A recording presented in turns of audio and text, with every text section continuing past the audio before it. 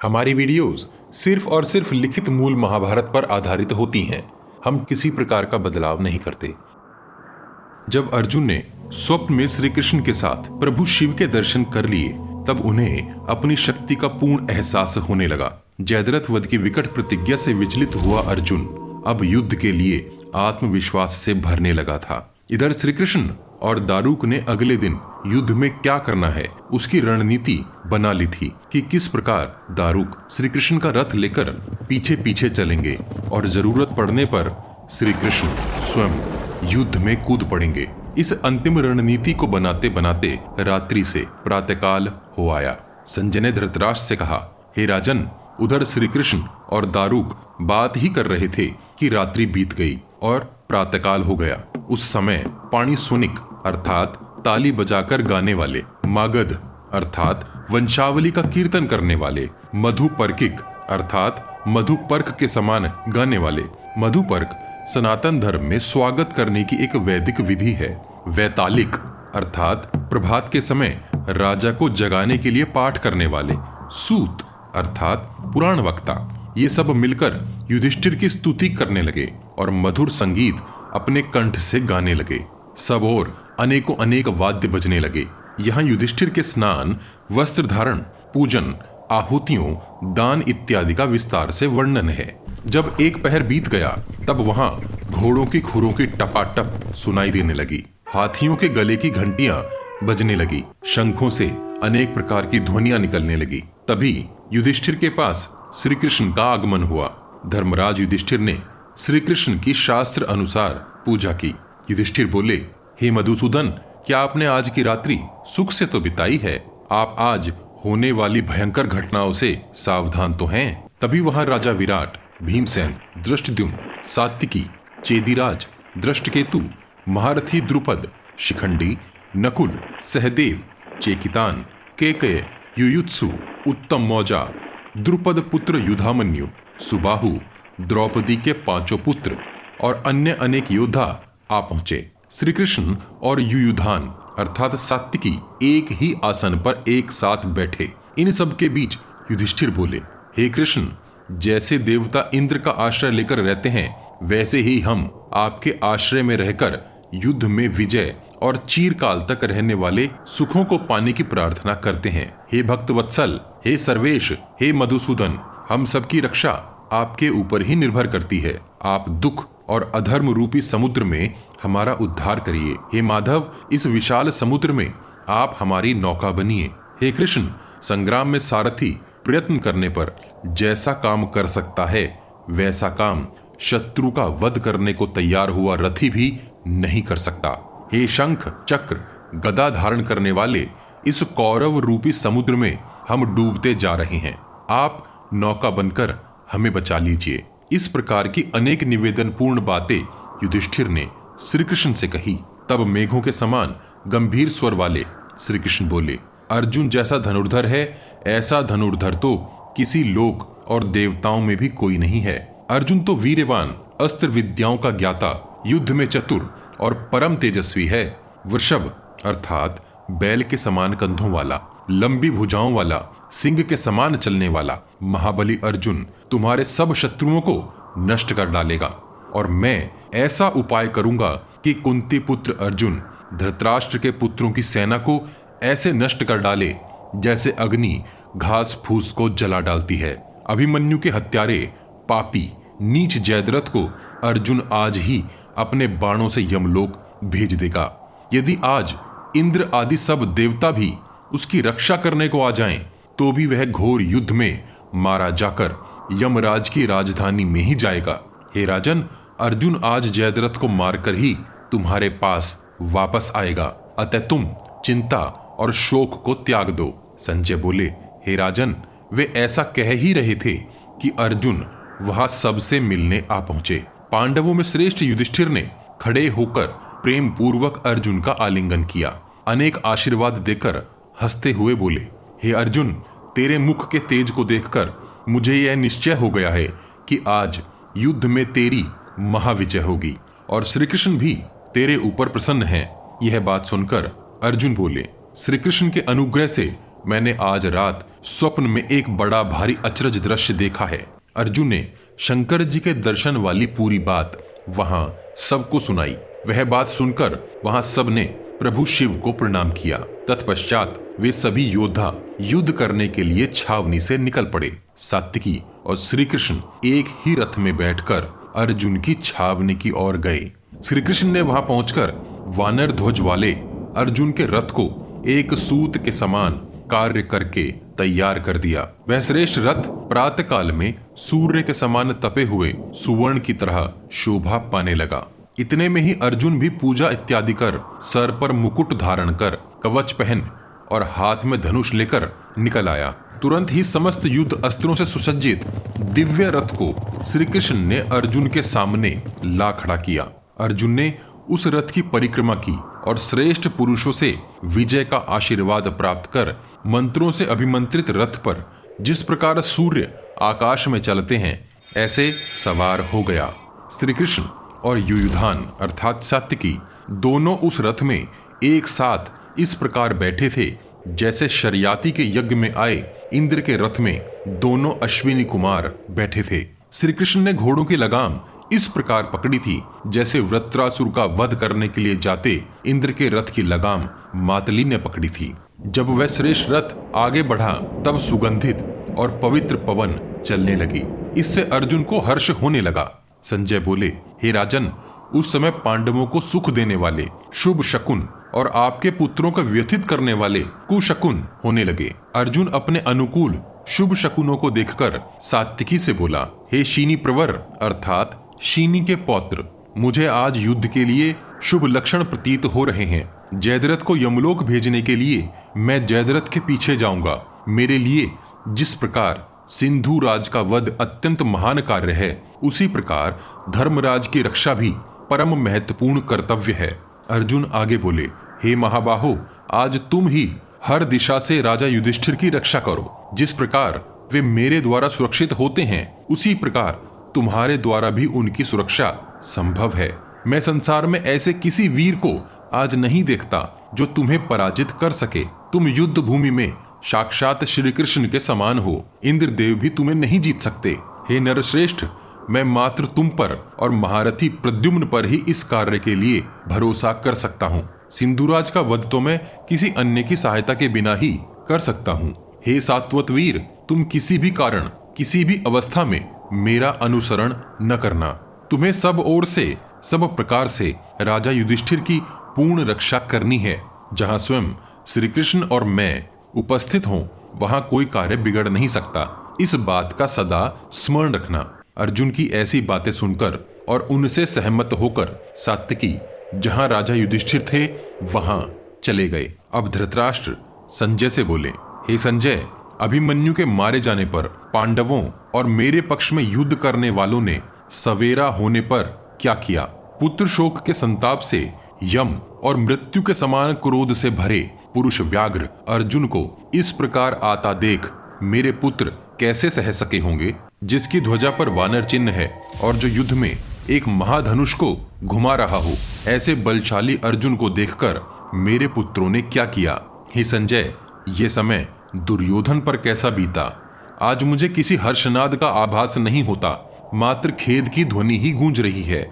मेरे पुत्रों की छावनी में जिस प्रकार के मंगल गान सुनाई देते थे वैसे स्तुति, गायन और नृत्य करते समूह आज प्रतीत नहीं हो रहे। विचलित हुआ धृतराष्ट्र संजय से बोला, हे संजय, जब मैं सत्यधृति और सोमदत्त की छावनियों में बैठता था तब प्रशंसा भरे शब्दों को सुना करता था, किंतु आज ऐसा लग रहा है जैसे मैं पुण्यहीन हो चुका हूँ और अंतर्नाद से भरे शब्द ही सुन रहा हूँ। मेरे पुत्रों की छावनी उत्साह शून्य सी प्रतीत हो रही है। अश्वत्थामा की छावनी में भी आज वैसी हर्ष ध्वनि प्रतीत नहीं होती जैसी पहले प्रतीत होती थी। विंद और अनुविंद की छावनियों में, कैकेयी के डेरों में जिस प्रकार सदैव नाचने वालों की ताल, गीत और वेद ध्वनियां सुनाई देती थी वैसी आज नहीं सुनती। द्रोण की छावनी में जिस प्रकार सर्वदा वेद, तोमर, तलवारों की ध्वनियां गूंजती थी वहां से भी आज कोई शब्द नहीं आता। धृतराष्ट्र आगे बोले, हे सूत, जब श्री कृष्ण कलह को समाप्त करने की इच्छा से आए थे उस समय मैंने उस मंद बुद्धि दुर्योधन से कहा था कि हे पुत्र, वासुदेव के सुझाए उपाय से पांडवों से संधि कर लो। मेरी समझ से तो इस प्रकार की संधि का यह सबसे उचित अवसर हाथ लगा है। हे दुर्योधन, तू मेरे और श्री कृष्ण के वचनों का इस प्रकार अनादर न कर। मेरी समझ में इस संधि में तेरा सबसे अधिक हित है। यदि तू संधि नहीं करेगा तब युद्ध में उनसे जीत भी नहीं सकेगा, तब तेरा अहित ही होगा। हे संजय, सब धनुर्धारियों में अग्रणी श्री कृष्ण ने दुर्योधन से विनय भरे वचन कहे थे, किंतु उस दुर्बुद्धि ने अन्यायपूर्वक उनके वचनों का मान नहीं किया। मेरे वचनों का तिरस्कार कर काल की ओर खींचते जा रहे दुर्योधन ने दुशासन और कर्ण की ही बात सुनी और मानी। मैंने उसे समझाया था कि ऐसे घोर संहार ही होगा। जब दुर्योधन जुआ खेलने बैठा था उस समय मैं, विदुर, भीष्म, शल्य, अश्वत्थामा, भूरिश्रवा ने उसे अच्छा नहीं कहा था, और तो और जयद्रथ भी जुए के पक्ष में नहीं था। हे संजय, यदि मेरा पुत्र उनकी बात मानकर चलता तो सभी मित्रों और सुहृदयों के साथ चिरकाल तक सुख से जीवन बिताता। मैंने उससे कहा था कि पांडव मधुरभाषी, सरल स्वभाव, कुलीन, मान्य और बुद्धिमान हैं, अतः वे तो सुख ही पाएंगे, क्योंकि धर्मात्मा पुरुष सर्वत्र सुख ही पाता है। पांडव अपने पूर्वजों की इस समुद्र पर्यंत भूमि को भी पा सकते हैं और उस पर राज भी कर सकते हैं। इस भूमि से अलग होने पर भी वे अपने धर्म को नहीं छोड़ेंगे। हे संजय, मैंने दुर्योधन से कहा था कि मेरे कितने ही ऐसे सगे संबंधी हैं जिनके कहने पर पांडव उनकी बातों को मान लेंगे। शल्य, सोमदत्त, महात्मा भीष्म, विकर्ण, कृप, बाहलिक तथा दूसरे भरतवंशी महात्मा तेरे हित की जो भी बात पांडवों से कहेंगे उन बातों को पांडव अवश्य मान लेंगे। अतः तू संधि कर ले। वे सब श्री कृष्ण के पीछे चलने वाले हैं और धर्म का त्याग कभी नहीं करेंगे। अगर मैं भी उन वीरों से धर्म की कोई बात कहूंगा तो वे उस बात से भी फिरेंगे नहीं। हे संजय, मैंने इस प्रकार गिड़गिड़ाकर दुर्योधन को बहुत समझाया, परंतु उसने मेरी एक बात न सुनी। अतः मैं तो अब यही समझता हूं कि समय ने पलटा खाया है। जहां भीम, अर्जुन, सात्विकी, उत्तमौजा, युधामन्यु, दृष्टद्युम्न, शिखंडी, अश्मक, केकय, चेकितान, अभिभू, द्रौपदी के पांचों पुत्र, विराट, द्रुपद, नकुल, सहदेव और जिनके मंत्री श्री कृष्ण हो, उन सब से कोई जीवन चाहने वाला योद्धा भला कैसे लड़ेगा। मैं कौरव सेना में दुर्योधन, कर्ण, सुबल पुत्र शकुनी और चौथे दुशासन के सिवाय पांचवा वीर नहीं देख पा रहा हूं। हे संजय, मैंने दुर्योधन के सामने ये सब कहकर विलाप किया, किंतु उसने मेरी किसी बात पर ध्यान ही नहीं दिया। अब आगे के वाक्य इस बात की पुष्टि करते हैं कि संजय युद्ध के वर्तमान में घट रही घटना का वर्णन नहीं कर रहे, अपितु पहले घटित हो चुकी घटनाओं को विस्तार से धृतराष्ट्र को बता रहे हैं। आगे धृतराष्ट्र बोले, हे सूत, तू कहता है पुरुष व्याघ्र भीष्म और द्रोण मारे गए हैं, अतः दीर्घदर्शी विदुर के भविष्य बतलाते वचनों का परिणाम देखकर तथा अर्जुन और सात्विकी से हुए कौरव सेना के तिरस्कार को जानकर मैं बस यही समझता हूं कि मेरे पुत्रों ने शोक ही किया होगा। इन वाक्यों से ये साफ हो जाता है कि संजय पहले ही संक्षिप्त रूप से द्रोण के मारे जाने का समाचार धृतराष्ट्र को दे चुके हैं। वे अब विस्तार से पूरी घटना धृतराष्ट्र को सुना रहे हैं। महाभारत में ऐसा और भी अनेक जगहों पर लिखा है जो इस बात का एहसास कराता है कि संजय वर्तमान काल में घट रही युद्ध की घटनाओं को नहीं, अपितु भूतकाल में घट चुकी घटना का वर्णन कहीं संक्षिप्त तो कहीं विस्तार से करते हैं। दुख से व्यथित धृतराष्ट्र आगे बोले, अर्जुन ने मेरी सेना को भस्म कर डाला होगा। ये संजय, तू कथा कहने में चतुर है, अतः मुझे सारा वृतांत विस्तार से बता। मेरे पुत्रों ने अभिमन्यु को मारने का जो बड़ा भारी अपराध किया था, उससे वे अर्जुन के पराक्रम को युद्ध में नहीं सह सके होंगे। ये संजय, उस समय दुर्योधन, कर्ण, दुशासन और शकुनी ने क्या क्या उपाय करने को कहा, वह सब भी तू मुझे बता। मेरे मूर्ख पुत्र के उस अन्याय के बाद संग्राम में इकट्ठे हुए मेरे सब पुत्रों ने क्या किया। अपने कुकर्मों को छुपाने के लिए क्रोध दिखाते हुए धृतराष्ट्र बोले, हे सूत, उस लोभी दुर्बुद्धि, क्रोध में फंसे व्याकुल चित्त, राज्य लिप्सु, घमंड से भरे दुर्योधन के भले और बुरे सभी कर्म मुझे सुना। संजय बोले, हे राजा धृतराष्ट्र, मैंने सब वृत्तांत प्रत्यक्ष देखा है, अतः मैं तुम्हें सब सुनाऊंगा, बस तुम स्थिर होकर सुनो। अब संजय धृतराष्ट्र को उनके किए कर्मों के बारे में बताते हुए बोलते हैं, हे राजन, तुमने भी इस विषय में बड़ा अन्याय किया है। तुम्हारा अब इस प्रकार विलाप करना जल सूख जाने के उपरांत पुल बांधने के समान निरर्थक है। अतः हे भरत श्रेष्ठ, अब शोक न करें। इस काल की अद्भुत घटना को कोई पलट नहीं सकता। तुम्हारे पूर्व काल और पूर्व जन्म के कर्मों का परिणाम ऐसा ही होना था। अतः तुम्हें इस प्रकार शोक करना उचित नहीं है। यदि तुम पहले ही कुंती पुत्र युधिष्ठिर और दुर्योधन को जुए से हटा देते तो तुम्हारे ऊपर ये भारी दुख न पड़ता। युद्ध का अवसर उपस्थित होने पर भी अगर तुमने क्रोध से भरे अपने पुत्रों को रोक लिया होता तो तुम्हारे ऊपर ये विपत्ति न पड़ती। यदि तुमने पहले ही कौरवों को आज्ञा दी होती कि मर्यादा से बाहर जा चुके दुर्योधन को कैद कर डालो और उन्होंने उसे कैद कर लिया होता तो तुम्हें आज ऐसा दुख न भुगतना पड़ता। पांडव, पांचाल, वृष्णि और अन्य राजे तुम्हारी लाचार बुद्धि का अनुभव न करते। यदि तुम पिता के धर्म का पालन करते हुए अपने पुत्र को सत्य मार्ग पर स्थापित करते तो तुम्हारे ऊपर यह दुख का भार न पड़ता।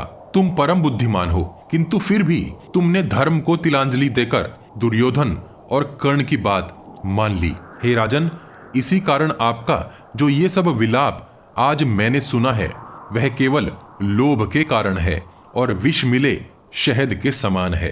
अच्युत अर्थात अटल या स्थिर, श्री कृष्ण जितना तुम्हारा मान करते थे उतना मान तो पहले युधिष्ठिर और भीष्म भी नहीं करते थे, किंतु जब श्री कृष्ण ने जाना कि तुम राजधर्म से भ्रष्ट हो गए हो तब से वे तुम्हारा पहले जैसा मान नहीं करते। तुम्हारे पुत्रों ने पांडवों को अपशब्द कहे, उनका अपमान किया, उसकी भी तुमने उपेक्षा नहीं की और उन्हें पिता के कर्तव्यों के समान रोका नहीं, क्योंकि तुम्हें तो पुत्र को राज दिलवाने की ही इच्छा थी। अब उस कारण जो आज ये फल मिला है तो शोक क्यों करते हो? तुमने अपने पुत्रों को रोका नहीं, इसी कारण आज तुम्हारे पूर्वजों का राज्य संशय में पड़ गया है।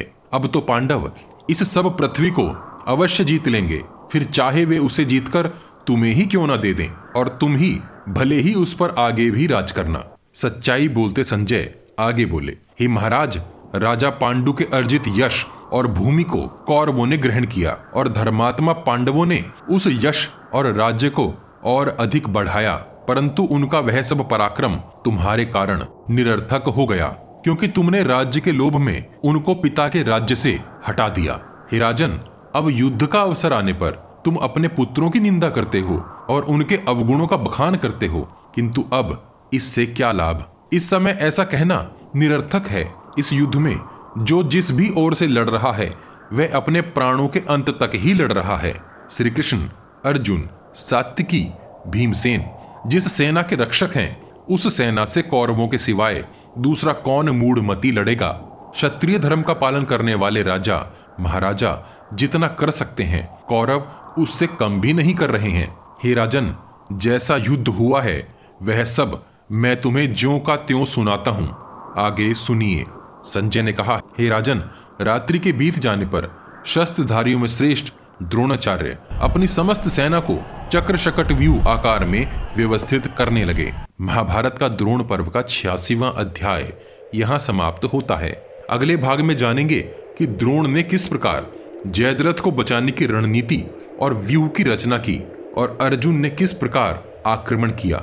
अगला भाग देखने और महाभारत की इस अनुपम कथा को ठीक से समझने के लिए सब्सक्राइब जरूर कर लीजिए। संजय ने जिस प्रकार धृतराष्ट्र को उनके कर्म याद दिलाए उसमें मानव जाति के लिए संतान परवरिश का अद्भुत संदेश छिपा है। आपकी इस बारे में क्या राय है?